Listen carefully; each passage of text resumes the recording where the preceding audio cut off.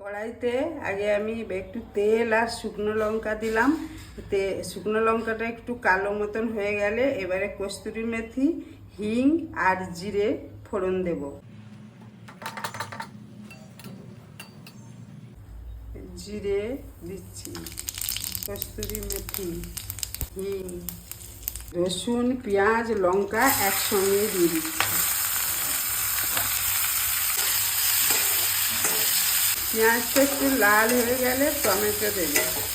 রাজমার সঙ্গে টমেটো সেদ্ধ করে নিয়েছিলাম এই জন্য, তাড়াতাড়ি হওয়ার জন্য, আর এমনি সেদ্ধ করলে তাড়াতাড়ি গলেও যাবে, এই জন্য টমেটো দিয়ে দিলাম। হলুদ পাউডার, একটু লঙ্কা পাউডার দিলাম, ধনে পাউডার দিলাম, জিরে পাউডার দিলাম। এবারে ভালো করে এটাকে ভেজে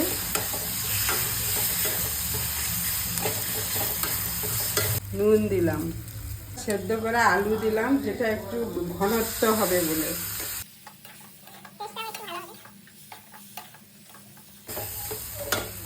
এবারে রাজমা দিয়ে দিলাম, সেদ্ধ করা রাখা রাজমা।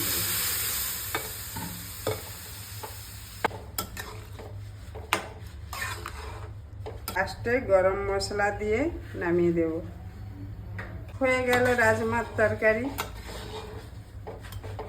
আগে থেকে রাজমা, আলু, টমেটো একসঙ্গে সেদ্ধ করে রেখেছিলাম এবং সেদ্ধতে একটা ডালচিনি দিয়েছিলাম যাতে সেন্টটা ভালো হবে ওই জন্য।